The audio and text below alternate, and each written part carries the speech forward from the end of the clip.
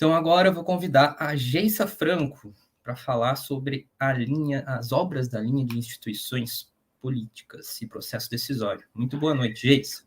Boa noite, pessoal. Espero que vocês estejam me ouvindo. E caso não, aí me avisem aí. Então, meu nome é Geissa Franco, estou no terceiro ano do doutorado em ciência política, fiz mestrado e agora aqui já estou quase na reta final. Sou orientanda do Fabrício. E antes de falar um pouco da minha apresentação, eu vou tentar ser bem breve, porque eu imagino que está todo mundo muito cansado, a gente já passou das 9 horas, já é quase 9h10, mas só dar algumas informações. Nos 3 textos que eu vou apresentar, o primeiro, que é referente às instituições informais, eu tenho ele traduzido em português, eu fiz essa tradução, então eu vou deixar meu e-mail no final, então quem quiser o material traduzido, eu tenho a tradução desse texto, e eu tenho algumas análises que eu fiz dos outros textos também no Google Drive, então eu posso passar o link para quem tem interesse, porque aqui na apresentação eu vou falar de forma bem genérica, principalmente que a gente está um pouco atrasado, e aí vocês podem ter acesso a esse material, eu acho que vai ajudar muito, né, principalmente nessa questão da tradução do inglês, que às vezes é difícil, a gente só lê na língua inglesa, e muitas vezes, quando a gente ainda sai da graduação, a gente tem um pouco de dificuldade nessas leituras em inglês. Eu sei porque eu já estive na graduação e sofria bastante para ler, e às vezes sofro até hoje, depois de estar mais de 4 anos na pós-graduação. E uma outra dica que eu dou é que, quando vocês forem analisar os textos, observar primeiro qual que é o objetivo que o autor ou autora tem quando está escrevendo esse texto. O que ele quer descobrir com aquele capítulo que ele está propondo, ou dentro daquela introdução, que é o que eu vou apresentar. O que ele quer saber, qual que é o problema que ele quer encontrar no final do capítulo. Isso ajuda você a criar um mapa mental do que você pretende com essa leitura. E queria desejar boa sorte para todo mundo que está aí tentando o processo. É muito legal fazer pós-graduação, a gente cresce de diversas maneiras, cresce tanto profissionalmente, mas também cresce enquanto ser humano, se torna pessoas mais humildes. Então, parabéns para todos que estão tentando esse processo. Eu vou colocar aqui no meu timer, gente, no máximo 30 minutos, mas eu pretendo não usá-los, tá bom? Porque eu sei que vocês estão cansados. Você pode passar para mim? Então, o primeiro texto se chama Informal Institutions and Democracy Lessons from Latin America. Então, fala sobre as instituições informais e as lições de democracia que a gente pode ver na América Latina. Ele foi escrito pela Gretchen Helm e Steven Levitsky. Se trata da introdução desse livro, que vai falar sobre instituições informais. E a ideia da introdução, que é proposta pelos 2 autores que comporam a edição do livro, é falar o quanto a literatura, principalmente a literatura sobre neoinstitucionalismo, nas 3 vertentes, que é o neoinstitucionalismo histórico, sociológico e da escolha racional, eles perceberam as instituições informais muito de uma forma negativa. Então, quando a gente pensa em instituição informal, a gente pode dar vários exemplos, principalmente vistos no Equador, no México, no Peru, na Guatemala, que é quando as normas que são formais, que são aquelas escritas na Constituição, elas não funcionam em alguns países ou em todos os países, dependendo do contexto, forma-se instituições informais, que seriam essas regras que são compostas, às vezes, pela comunidade. Como é o caso desses países que eu falei, a Bolívia, o Equador, em que as comunidades indígenas passaram a criar normas que, de certa forma, estavam diretamente em competição ou relacionadas com essas regras formais que são criadas pelo Estado. Então, a gente vê vamos dizer assim, isso em vários estados, como isso acontece. E aí, é importante falar sobre instituições informais, porque quando a gente pensa em democracia e a gente apenas avalia as instituições formais, que são essas regras que eu estou falando, que são escritas na Constituição ou de outras formas, a gente deixa de avaliar como os atores políticos, aí aqui eu estou pensando em parlamentares, ou mesmo presidente, vereadores, etc., como eles se comportam quando se relacionam com essas instituições informais. Por exemplo, como os parlamentares se comportam com o pork barrel. Pork barrel é o que a gente chama de distributivismo, que é quando o presidente manda uma emenda para um parlamentar, para esse parlamentar mandar para o seu distrito. Então, quando a gente não avalia essas instituições informais, a gente perde uma análise maior de como se formam as instituições e como esses atores políticos eles se comportam dentro dessas instituições, tanto nas normas formais quanto das normas informais. Então, tanto para o North, ele vai falar que as regras, as formais e informais, elas trabalham juntas. E, geralmente, as regras informais, elas surgem quando as regras formais não dão conta de responder aos anseios da sociedade ou mesmo da elite política.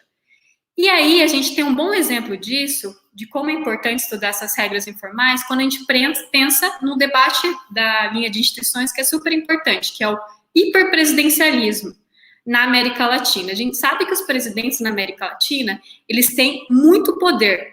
E eu, por exemplo, eu estudo processo legislativo. A gente percebe que o poder de agenda é dado pelo presidente. Os parlamentares, eles têm muito menos poder de legislar do que o presidente. Só que as análises feitas, elas têm sempre o foco, quase sempre, na Constituição. Como a regra do jogo formal cria esse problema do presidencialismo. Mas deve-se levar em conta também, por exemplo, como o patrimonialismo, que é uma regra informal, influencia nas decisões políticas que o presidente vai tomar. E também a gente tem que pensar que não necessariamente essas regras informais são negativas para a atuação do presidente. Em certos casos, uma regra informal ajuda a diminuir o poder imenso que esse presidente possa ter. Você pode passar para mim? Então, existem algumas perguntas que são feitas na introdução que se referem aos diversos capítulos da obra. E todas essas perguntas se relacionam às instituições informais. Então, eles vão querer saber em que contexto político ocorre essas instituições informais, quem são esses atores políticos que produzem essas instituições informais e se elas, de fato, se reproduzem na prática ou não. Como que é a origem delas, quais são as fontes de estabilidade e mudança institucional informal. Então, e aí eles vão falar assim, já se pensou muito sobre o que a gente poderia considerar como instituição informal. Então, já se falou que a instituição formal seria aquela relacionada aos valores culturais da sociedade, sobre as normas que a sociedade constitui, sobre normas que são autoaplicáveis pelos próprios indivíduos, e eles falam que não, que a gente tem que, vamos dizer assim, definir melhor o que a gente considera como instituição informal. E a definição que eles deixam, na verdade, ela pode gerar vários burburinhos, porque ela é muito, na minha percepção, é muito ampla, mesmo eles justificando essa definição. Eles dizem que uma instituição informal é aquela em que tem uma regra que é socialmente compartilhada por todas as pessoas, dentro da política ou fora da política, geralmente dentro da política, a gente está falando de política. Essa norma, ela não é escrita e elas são aplicadas, são criadas nos canais que não são oficialmente sancionados. Diferente das instituições formais que vão estar nos canais que são oficialmente sancionados. Só que a gente pode pensar assim, de acordo com essa definição, ela passa a ser muito ampla, porque dá a impressão que é assim, uma regra não está escrito na Constituição, então é uma regra informal, olhando assim, ela é compartilhada pela sociedade, então a gente pode sobredizer que ela é uma regra informal, mas não. Para esses dois autores, para que uma regra seja de fato informal, O autor que pratica essa regra informal, ele sabe que caso ele seja pego praticando essa regra informal, ele vai sofrer sanções, como, por exemplo, corrupção, né, praticar corrupção e ser preso. Então, para garantir que algo é uma instituição informal, essa pessoa que pratica precisa saber que ela vai sofrer sanções com essa regra. E também tem outro ponto que é importante na obra, que eles falam assim, não é porque um determinado estado, um país, ele trabalha na ideia de que ele tem, vamos dizer assim, as regras fracas, que nesse país vão ter regras informais. Não necessariamente isso quer dizer.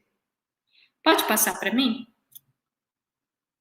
E aí, os autores eles vão dar vários exemplos dentro do campo das instituições de como as regras informais, em alguns casos, elas podem ser boas ou elas podem ser ruins. Eu vou explicar aqui só a questão da representação política. Então, a representação política, que é algo que eu estudo, a gente observa, por exemplo, no meu caso, eu estudo representação de mulheres. Então, a gente observa se essas parlamentares, elas correspondem aos anseios das eleitoras mulheres, se elas produzem matérias que correspondem à pauta de gênero, que é o que essas mulheres querem, né, que uma parlamentar represente seus interesses. Quando a gente usa regras informais, em certos aspectos, isso é visto pela literatura, a gente causa um problema grave entre a representação do partido e a sua conexão com o cidadão. Porque, por exemplo, se um parlamentar usa muito pork barrel, que é esse redistributivismo, emenda vinda do presidente, ao invés de fazer políticas públicas, isso quer dizer que ele não está, de fato, representando as pessoas a quem ele deveria representar. Ele está tentando se reeleger, mandando para aquele distrito que é o dele, mas isso não significa mudanças substanciais ao longo do tempo. Só que, quando a gente pensa em representação política, eu achei bem interessante no texto, quando eles colocam que a representação política, em relação às regras informais, pode ser positiva quando, por exemplo, um eleitor, na hora que ele vai votar, ele usa uma regra informal de avaliar o seu candidato em como ele agiu na legislação passada. Por exemplo, a accountability. Então, ver como esse parlamentar se comportou. Isso é uma regra informal, não existe, não está escrito na Constituição que um eleitor deve analisar como o seu candidato se comportou. Então, isso é uma regra interessante, que não é formal. Então, não necessariamente, isso eu estou dando esse exemplo, para mostrar que não necessariamente a regra informal é ruim. E isso é algo que eles vão debater durante a introdução inteira do texto, tentando mostrar exemplos de como não necessariamente é algo ruim. O meu ponto sobre isso, que eles apresentam no texto, mas não tão profundamente, é que o que eles querem dizer é que, muitas vezes, os países, eles usam essa regra informal para tapar buraco. Então, por exemplo, tem um problema lá no distrito, o Estado não chega, usa essa regra informal e durante um tempo ela funciona. Só que a regra informal, ao longo do tempo, pode causar vários problemas. Porque aí, como aquilo não está institucionalizado, aquilo não tem validade, certo? Então, pode ser um problema futuro. Você pode passar para mim? Deixa eu ver que horas são. E aí, o autor ele vai apresentar 4 tipos de mudança de regras informais, né? Porque assim, existem vários tipos de regras informais, mas a gente não pode colocar todas elas no mesmo balaio. A gente tem que saber separar elas em categorias diferentes. Eu não vou falar muito sobre essas categorias por causa do tempo, mas para separar essas regras em 4 tipos, em 4 nomes diferentes, distintos, em tipologias diferentes, eles usam 2 dimensões. A primeira dimensão é observar se o que a regra formal produz e a regra informal produz tem como resultado uma convergência, ou seja, produzem os mesmos resultados. Se tem essa convergência, como ali no caso, se formam regras informais complementares e regras informais substitutivas. Beleza, isso é uma dimensão. A segunda dimensão é sobre a eficácia das instituições. É observar se, de fato, essas instituições funcionam. Que, no caso, eles colocam ali como ineficácia a substitutiva e a de competição.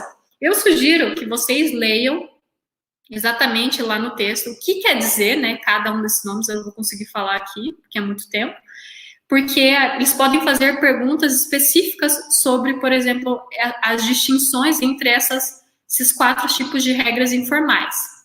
E aí, só para apontar, eu acho que tem 2 debates importantes para finalizar essa parte, que é pensar como se formam essas instituições e por que elas se formam. Então, como elas se formam?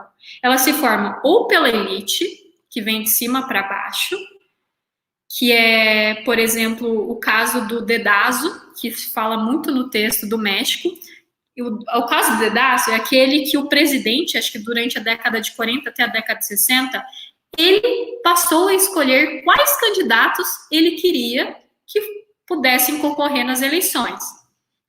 Algo bem, né, contra os aspectos da democracia. O presidente escolhendo quem ele quer que concorrer. Mas veio de cima, veio da elite. E existe a possibilidade também que uma instituição formal seja criado de baixo para cima, que é pela sociedade. Que é, por exemplo, clientelismo, que a gente pôs, que são as leis indígenas, que eu apresentei no começo, são as normas de violência policial, que são muito comuns no Brasil. Existe um capítulo nesse livro que fala só disso, como é essa relação da polícia com o Estado e a sociedade. E aí as regras informais, que são criadas de cima para baixo, elas geralmente são mais parecidas com as regras formais. E as regras informais que são criadas de baixo para cima, elas tendem a ser mais diferentes. E aí, tá, Geissa, você pode perguntar, por que essas regras informais, elas surgem? Geralmente, essas regras surgem quando uma regra formal, ela não consegue dar conta de todos os anseios da sociedade. Então, aí cria-se regras informais. Também ela surge quando as pessoas que compõem a política não conseguem trazer mudanças substanciais, né, mudanças numa lei. Então, elas vão usar das regras informais para isso. E assim como outros exemplos. Eu vou passar, você pode passar para mim? Que aí eu já falo do outro texto. Bom, o segundo texto é o do Marrone e da Teller, que se chama, é o primeiro capítulo, né, do livro Explaining Institutional Change, Ambiguity, Agency and Power, e o primeiro capítulo, o nome dele é A Theory of Gradual Institutional Change, que é uma teoria da mudança institucional gradual. A ideia desse capítulo é mostrar que, e aí eu só faço uma ênfase, que eu acho que eles não deveriam ter tirado o texto sobre as 3 vertentes do neoinstitucionalismo da bibliografia, porque, para mim, para entender bem esse texto, você tem que ler primeiro o texto que explica a diferença dos 3 tipos de neoinstitucionalismo, mas tudo bem. Então, aqui nesse texto, eles vão falar um pouco sobre como a literatura já tratou mudanças graduais nas instituições. Eles já começam dizendo que quando a literatura trata, principalmente o neoinstitucionalismo histórico, sobre mudanças nas instituições, é sempre de forma abrupta, que é o caso, por exemplo, da Skocpol, quando ela estuda a mudança de um regime monárquico para o regime republicano na Revolução Francesa. É uma mudança abrupta. Ou quando eles estudam mudanças de instituições, eles estudam como essas instituições se formam ou como elas morrem, deixam de existir. Mas há poucos estudos sobre essa mudança gradual das instituições. E geralmente, quando esses estudos são feitos, eles utilizam o que a literatura chama de variáveis exógenas. Para quem não sabe, variável exógena é todo aquele conjunto de variável que está fora da política. E aí, o debate aí nessa literatura é apresentar que é necessário avaliar mudança gradual por meio de variáveis endógenas. E aí, quais que são as perguntas que eles fazem, principalmente relacionando a necessidade de utilizar variáveis endógenas, que são variáveis observadas dentro do contexto político. Quais são as características que permitem que exista essas mudanças graduais? Quais são as estratégias utilizadas? Quem são esses atores? Qual é o comportamento desses atores? Entre outras. Pode passar para mim? E aí, o que acontece? A literatura da teoria do neonacionalismo sociológico, escolha racional e histórico, as três, um pouco de forma distinta, eu não vou falar muito sobre isso, porque não tem tempo, mas as três, elas acreditam que a mudança incremental, que é essa mudança aos poucos, ela ocorre via maneira exógena, como eu disse. E essas três teorias, principalmente a teoria da escolha racional, pensa a instituição de uma forma muito equilibrada e com difícil amplitude para que ocorram mudanças. Por exemplo, a teoria da escolha racional, ela fala que as instituições são mecanismos coordenados que sustentam equilíbrio particular. A gente está falando de equilíbrio, de coordenação.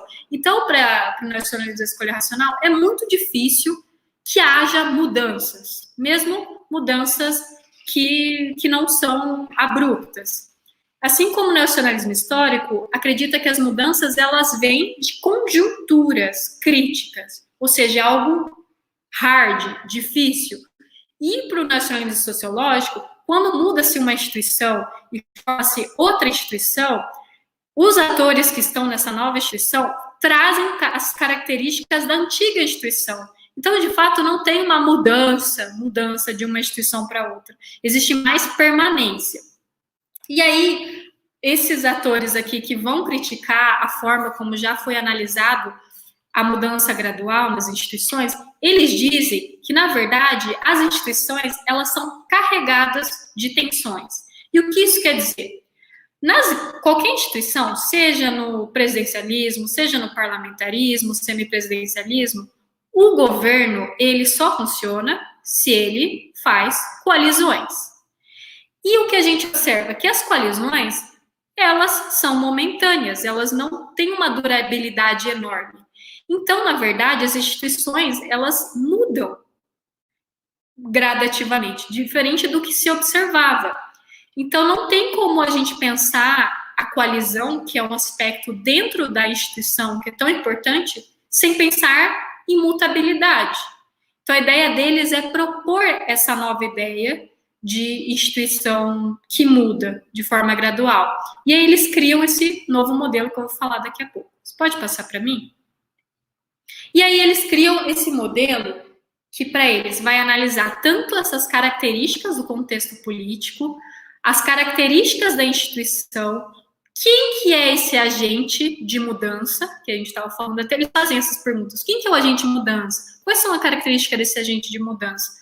Conversando um pouco com a teoria do behaviorismo, que a gente viu antes do neonacionalismo. E isso gera um tipo de mudança institucional. O que eles querem dizer com esse quadrinho? Que dependendo do contexto político de um país, dependendo das características da instituição desse país, e dependendo de quais atores políticos tem esse país, a mudança gradual da instituição vai ser diferente. E aí eles vão colocar algumas formas graduais de mudança, que eu não gosto muito de colocar traduções para as coisas, mas eu pensei em colocar para ficar mais na cabeça. Então, eles colocam 4, que é o displacement, que para mim seria o deslocamento, que é quando um ator, por exemplo, ele remove de fato, totalmente, uma regra para outra nova regra. Então, tem essa mudança de uma regra para outra. É uma nova regra. Tem o layering, que em inglês seriam as camadas, que é quando os atores não conseguem modificar uma regra e eles apenas criam emendas, seriam essas camadas dessas regras. Tem o drift, que é a deriva, que é quando a norma ela continua a mesma, mas a sociedade vai se alterando, existem várias alterações sociais, e esses atores políticos não estão nem aí com essas mudanças sociais, como a gente vê no caso do nosso Congresso, que muitas vezes as decisões passam pela mão do STF e não do Congresso. esse é outro assunto, mas tem a ver com isso. E essa instituição que foi criada inicialmente, essa regra passa a ter outros significados, de acordo com essas mudanças externas. E tem a última, que se chama conversation, que também, essas regras, elas são as mesmas, mas com o tempo, devido às lacunas que existem nessas regras, que existe muito isso no direito, né? Tem uma regra, pode ter dupla, tripla interpretação, você usa dessa dupla e tripla interpretação para mudar as coisas, que é o caso da conversation. E aí, através disso, eles criam, então, essa tabela, que aí eles vão colocar lá. Qual desses tipos de mudança introduz novas regras? Aí eu peço para vocês depois olharem com mais cuidado. Você pode passar para mim? E aí, só para terminar essa questão, então aí eles criam lá uma tabela que apresenta as características do contexto político, e aí eles entendem essas características do efeito político, né, do contexto político, como quem são os atores que têm poder de veto. Se o poder de veto, que é o que a gente vai tratar na próxima sessão, ele é alto ou fraco. Isso vai determinar se a mudança, qual tipo de mudança que vai existir. E também a gente tem que pensar em como, se o nível é alto ou fraco de interpretação e fiscalização da instituição. Se o nível de interpretação é alto ou fraco, isso vai afetar no tipo de mudança possível, gradual possível. Então, por exemplo, o layering, que é esse de camadas, que é só você fazer uma emenda no projeto, ele acontece num contexto político em que tem um veto forte. Porque o que acontece? A pessoa ali, ela não vai conseguir modificar a norma, porque os atores, os veto players, que a gente vai falar depois, eles não vão permitir isso. Então, o que você faz? Você vai lá e só cria uma emenda dentro daquela norma.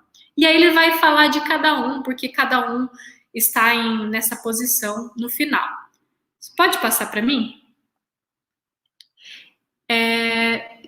Tá. E aí, só para finalizar, achei que já tinha finalizado, eles também, no capítulo, vão falar dos tipos de atores que fazem essas mudanças, porque isso é importante também. A gente não pode pensar só na instituição da mudança, mas em quem faz essa mudança. E aí eu coloquei em 4 nomes, que seriam os atores subversivos, os atores oportunistas, os insurrecionais e os simbiontes. Os insurrecionais são aqueles que querem de fato mudança e mostram a todo tempo que querem mudança. Por exemplo, vamos dar um exemplo no Congresso, o PSOL. Geralmente o PSOL, ele quer várias mudanças nas regras, principalmente regras que desfavoreçam minorias. Então ele mostra isso a todo momento, ele propõe projetos que mudam o status quo. Seria um bom exemplo. Tem os subversivos, que são aqueles que até querem mudanças, mas eles preferem não fazer nada. Preferem ficar do jeito que está. Aí tem os oportunistas, que têm preferências ambíguas, eles assim, não querem preservar as instituições, mas eles acham muito caro mudar a regra do jogo. Então, eles vão ser tipo o MDB, assim, não foge, não molha. E a gente tem também os simbiontes, que são divididos em 2 tipos, que são aqueles que não querem mudança, mas quando estão lá, vêm as lacunas que existem para tentar fazer mudanças. Então, é aqueles que você nunca sabe como que vai agir. Tipo democratas, assim, tipo PSDB, que na relação lá com o presidente, nosso atual presidente, no Congresso de uma forma, mas os militantes são diferentes, dessa forma. Então, seria isso. E para terminar, que eu tenho 3 minutinhos, pode passar para mim? Falar, então, desse texto tão complexo, que é Atores com Poder de Veto, do George C. Beggs. Então, só para fazer uma análise, a gente falou de um texto que fala de instituições informais, da importância delas. A gente falou do segundo texto, das mudanças graduais que existem nas instituições, e nada como terminar com um texto que explica como atores que têm poder de veto podem ou não influenciar na mudança do status quo. Status quo significa aquilo que não se altera. É aquilo que a gente quer que permaneça daquela forma. Então, o texto do Tsibelius, ele quer apresentar isso, ele quer falar sobre processo decisório. Ele quer saber como o processo decisório e os atores envolvidos que têm poder de veto, de vetar uma norma ou coisas assim, influenciam na democracia. Então, a pergunta dele é qual? Em que medida esses diferentes arranjos institucionais permitem ou não, né, no caso, ele só coloca permitem a mudança do status quo. Eu deveria ter colocado numa cintinha ali, mas não foi. E aí ele vai falar assim, que existem tanto atores individuais e atores coletivos. O que são atores individuais? Atores individuais poderia ser o presidente do país. Ele sozinho é um ator individual que tem poder de veto. Por exemplo, lá no processo legislativo, a Câmara aprova no plenário um projeto, chega o presidente e veta aquele projeto. Ele é um ator individual que sozinho consegue vetar um projeto. Existem atores coletivos. Todos os parlamentares estão dentro de partidos políticos. Esses partidos políticos, pelo fato de que a gente não vive numa ditadura em que só tem um partido político, cada partido político é um ator coletivo. E cada parlamentar também é um ator coletivo. Se a gente pensar que nem sempre eles são disciplinados aos partidos políticos. Então, ele vai falar que existem essas duas formas, né? Ator individual e ator coletivo. O que eu acho importante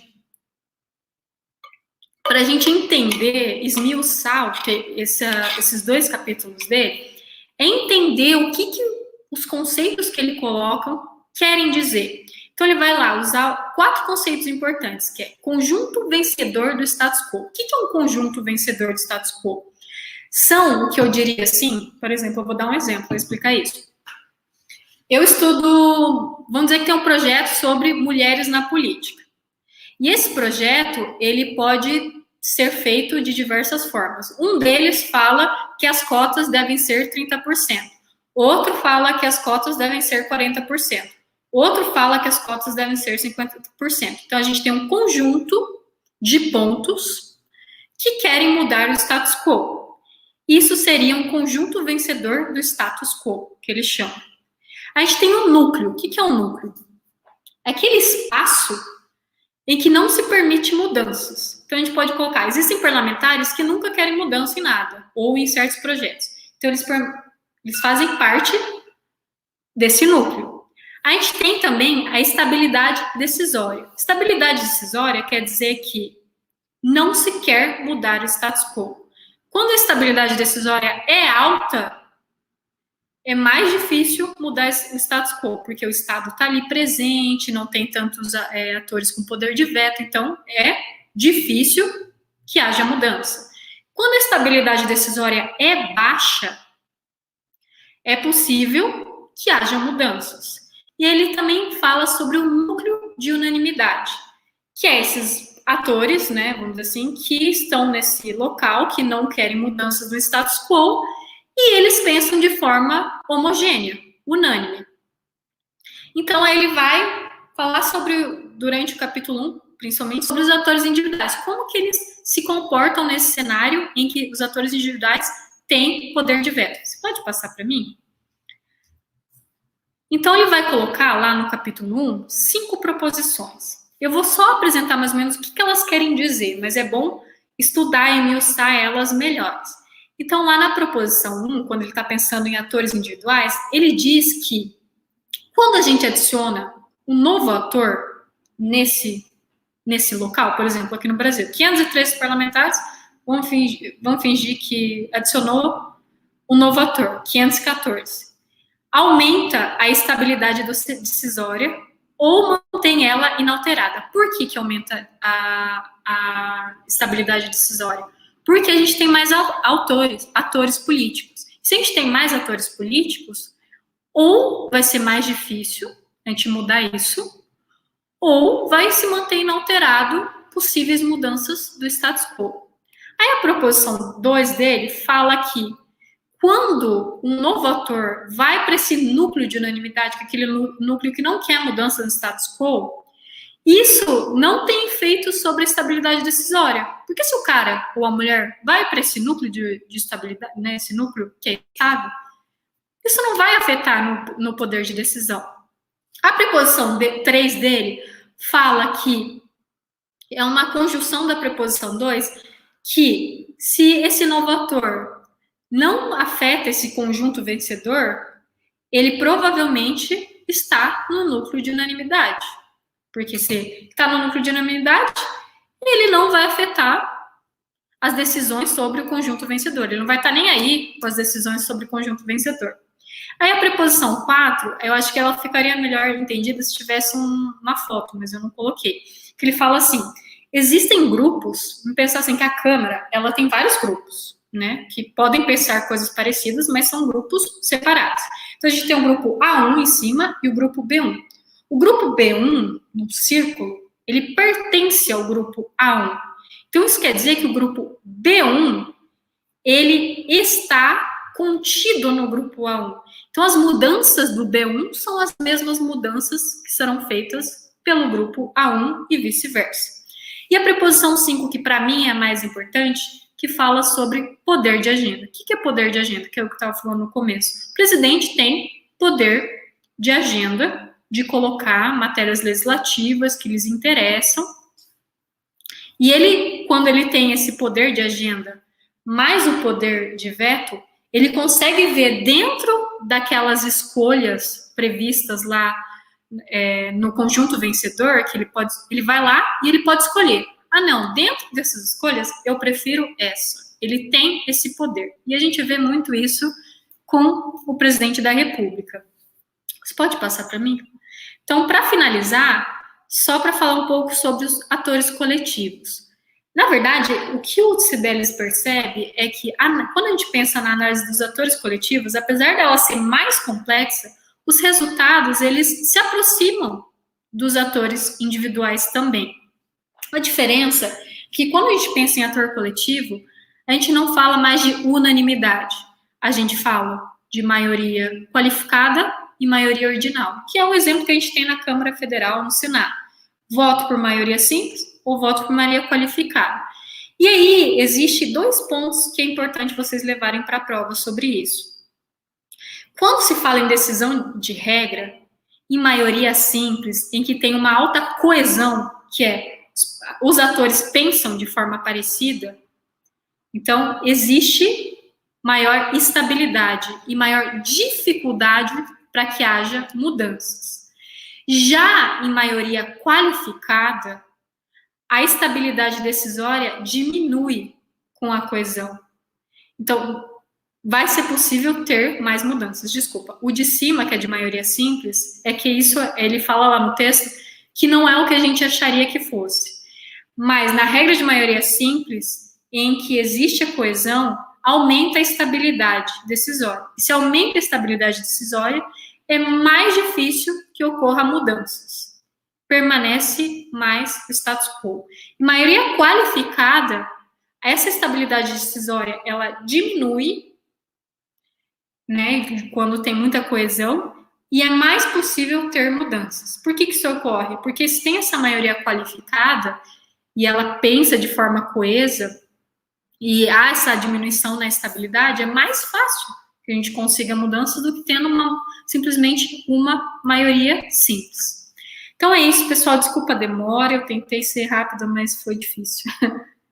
Obrigada. Aí qualquer coisa, só me mandem o e-mail. Eu achei que estava aqui meu e-mail, mas não está. Mas depois o pessoal passa para vocês me mandarem, caso queiram os materiais. Obrigada.